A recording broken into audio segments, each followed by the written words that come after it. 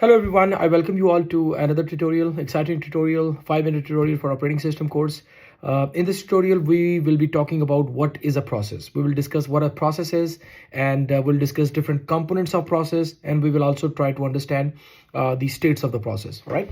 So without wasting much of your time, let's get back to the topic. So what is a process? So we're going to talk about process and its components. So let's start with what a process is.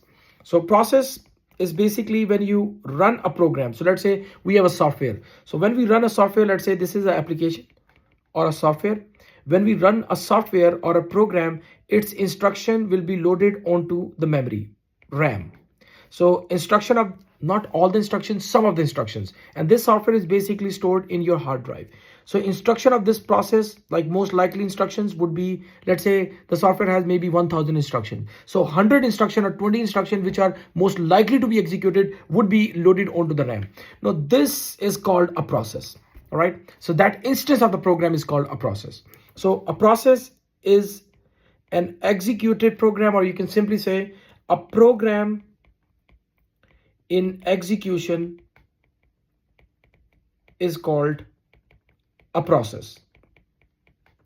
And when we run a program, its instructions loaded onto the RAM. So that instance of the program is called a process. Got it? Now, that process, what it does, the process can make system calls because there is a small portion of kernel. And as you know, if you have watched my previous video, you know what a kernel is. Kernel has operating system functionalities like memory management, for example, process management, these sort of things. So what happens, the process basically performs. So what a process will do, so what typically you can say, a program can have many processes.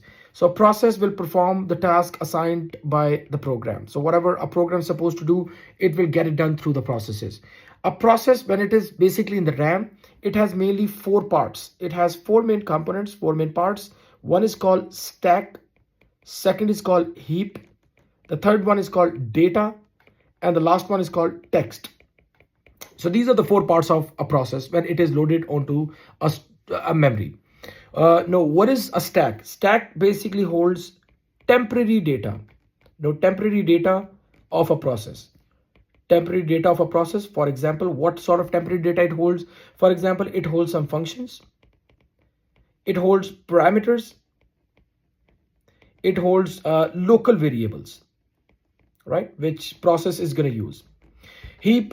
What heap does, it is a very important component of a process. It dynamically allocates memory to the process. So for example, if a process is taking extra memory as compared to assigned, then heap is the one which will create a system call and process will get terminated.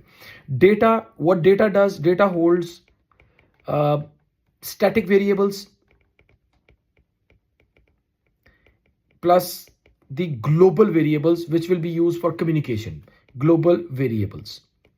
Last is the text. It basically holds program counter. And if you remember correctly, program counter holds the next instruction to be executed. So let's say right now CPU is executing instruction number 1. The program counter will tell the next instruction is going to be I2 or I3, so on. Other than that, it also holds the contents of the register. So contents of the register. So this is basically a small demo of or the introduction of the process and its 4 main components when it is loaded onto the memory.